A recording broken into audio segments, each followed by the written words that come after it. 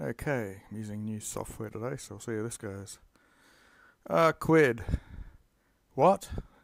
There's a question mark there. Triple genitive.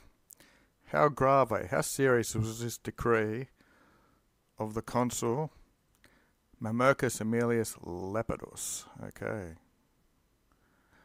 A quidam Genicus, a certain Genicus, who was a Gallus. It's not a Gaul or a rooster, it's a eunuch priest of the Great Mother. So these go together.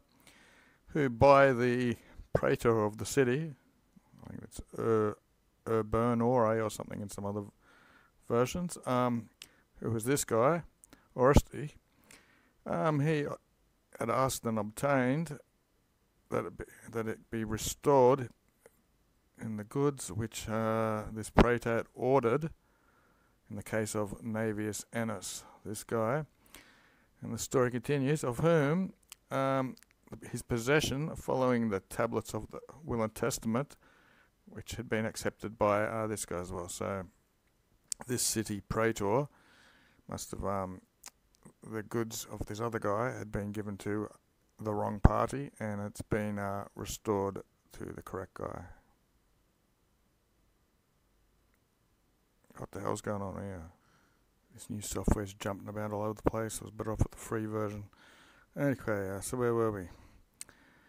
With Mamercus having been appealed to by Cerdinus, of whose Libertus, whose free men had made Genicum the heir, it looks like Mamercus abrogated the jurisdiction of this praetor in this case, because he said that Genicius, of his own free will, sponte, he's amputated the genital parts of his body himself, and so he was neither ought to be considered in the number of men or women. Okay, so he's a eunuch, so he's not a man or a woman anymore, so he's not going to be an heir apparently. Okay, so this is conveniens to Marcus here. We'll call him Marcus. So it's fitting for Marcus, fitting for a leader of the Senate, this decree was, in which it was provisioned, it was decided, or anyway, that not the obscene presence of this eunuch guy, or the stain of his voice, the tribunals of the magistrates, under the appearance of seeking justice, should be polluted. Polluerentur. See if I can stop this without it going mental. No. I'll have to get the instruction book for this. 777. By much, Q. Metellus conducted his praetorship of the city praetorship, more severe, quam, than Orestes had conducted himself. Who, what have we got dative to, Valerius the Leno, the brothel keeper, or pimp, or whatever you call him. What have we got? Possession of the goods of Vibianus, following or according to the tablets of his testament, who was seeking, and there he is still in the dative, this guy, this pimp. He didn't give it, he non-debted it to the dative, because he was a vir nobilissimus, and he was a very important man at the and he wanted to keep separate these conditions or areas of the forum and of the brothels, separation of church and state, or whatever you want to call it. This is what he was thinking. Neither did he want to approve of the factum of this guy, the deed of this guy, whose fortunes, plural, he had cast out into the contaminated stabulum, the contaminated brothels, or to him, just as if or to give him anything in civil law, which was integro. You can figure that out for yourself. Anyway, qui, who was the man who had broken off from all types of honest life, who himself had broken off. So that's reflexive. And I'll see if I can get this to work again. Okay, so Daily Dictionary. A Gallus, one of the priests of Cybele in Phrygia and Rome, who wore feminine clothes. This is this Gallus guy. And they typically castrated themselves. So he was definitely castrated because the decision was he wasn't a man or a woman. Okay, the initial bit of 7-8. What have we got? We should be content when we touch upon. That's in the genitive. Content of the examples of recited testaments, ones that have been revised, you might want to say, or reshapen from what they were actually written in. Which they might, so these ones they might have remained as rated as they were supposed to be, when they had causes on which they ought to have been rescinded. Okay, so I'm guessing this is a subjuncting of let us. So let's now touch on things which remained whole when there were reasons why they should have been. Okay, so it's the opposite type of thing. The ones above were ones that were recited, rekinded.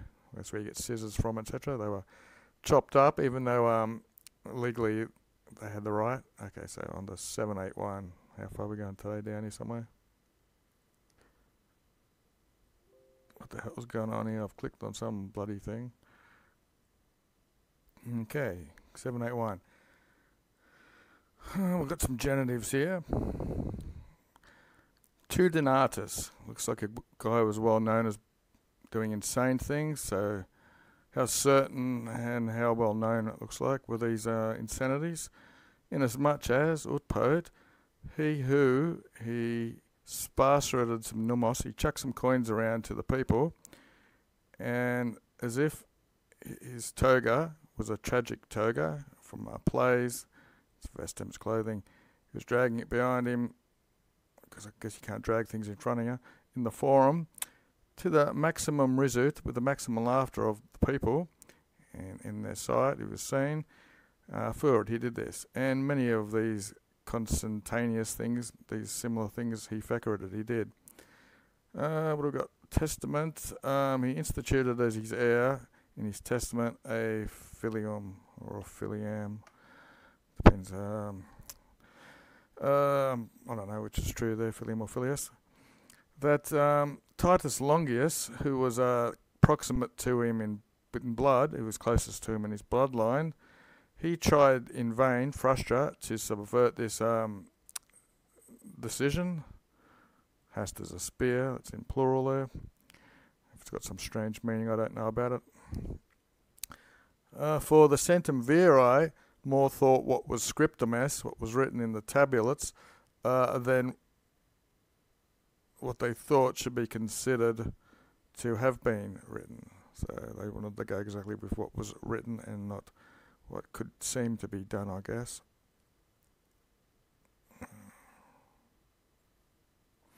Okay, I may have figured out how to use that. So here's my research, even though I'm crappy at research, on hasta. A spear stuck in the ground at public auctions or where the tribunals of the Celum Viri, that's probably the Centum Viri, were held. These are these 100 men we just saw. So there's a spear stuck there where these people do their tribunals. So that's probably where that has to come from. Okay, what are we on to now? 782. The life of this guy Tudianus was demented. Moreover, some genitive or dative of this woman, who was she? She had been the wife of Agrippa, Elmenius Agrippa. Anyway, it looks probably dative, is it? The tablets of her testimony to her or of her were plen of fury. They were full of fury, so a lot of madness going around. For she had duas filias, two daughters of the same, very similar type of probity, something that they were approved of. They were good girls. Looks like this is their names, Platonia and Aphronia. She was carried away by an inclination of her mind, podius quam, rather than of any type of other injuries or official duty. She was commoted, she was moved by, so that tantamodo only Platonia she instituted as her heir. Fair enough. Okay, I'll steer this around. Hopefully it'll work today. Where was I? Somewhere up here. There was daughters or something. Here we go. Phyllis.